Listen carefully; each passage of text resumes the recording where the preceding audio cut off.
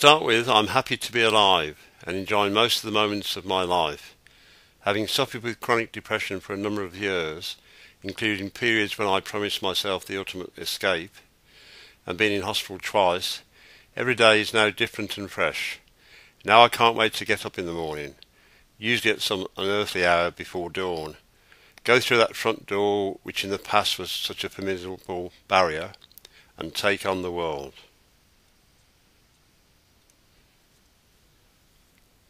My life, in a word, has become meaningful again, and I have grown new relationships whilst rebuilding bridges with older friends that I'd frozen out when I was isolated in the depths of my depression. A number of service users who I got to know through a drop-in centre have become best friends for life. Having recovered, I am happy to peer support them wherever they are in need or going through a crisis, as they did for me.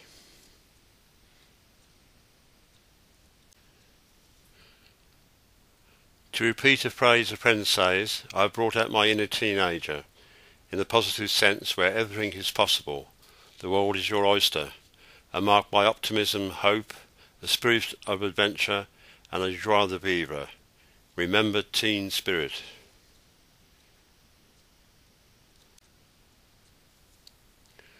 One of my greatest pleasures is renewal of my relationship with my two beautiful daughters, one of whom is still a teen.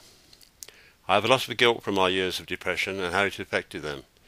They show themselves to be robust, and the oldest has gone on to get a degree in English and French and is now teaching Toulouse in France. The young one has started a degree in music and Spanish and has joined the university big band and a soft rock group. They make me very proud of them. I treasure my relationship with them. My love of music is a great connection with them and a great joy for me. It's hard for me to reflect back on how I was unable to listen to music for long periods when I was depressed. I prefer to be emotionally numb.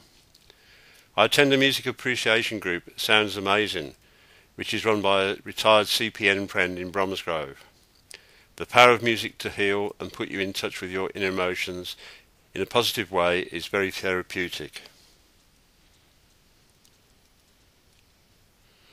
Out of this group, I became part of a group of service user learning musicians, and I have taken up keyboards and drums.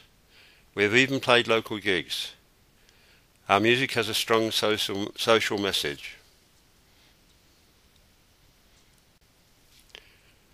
Keeping healthy is about reconnecting with your passions and interests, connecting with what moves your heart and spirit.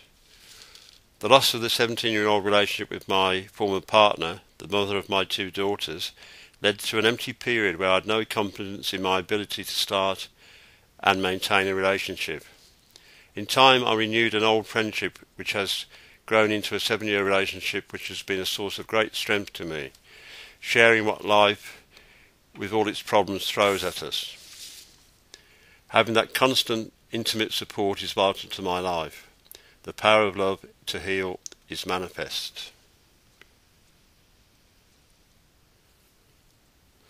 I use public transport almost entirely to get around, unless a friend has kindly offered me a lift.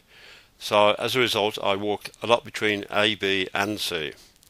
I also play tennis and badminton to keep up my dopamine levels, and also chess, snooker and Scrabble regularly.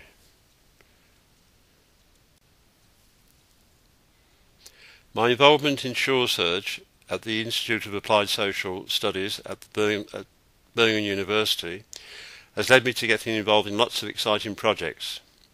It has led me into a new career, doing sessional work at the universities of Birmingham and Worcester, also North East College, Worcestershire, and also with various local trusts in the fields of social work and mental health.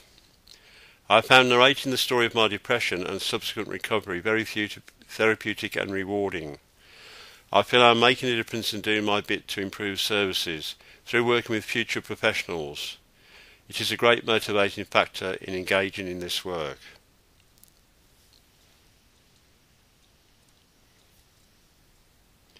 My inspiration to make a difference has also led me back to environmental campaigning with Friends of the Earth and the Green Party. I have stood at recent local and county elections even beating the Lib Dem candidate.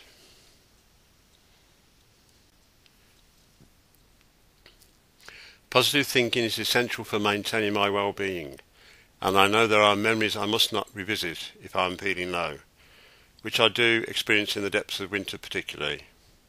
I just won't revisit those memories. I won't go there.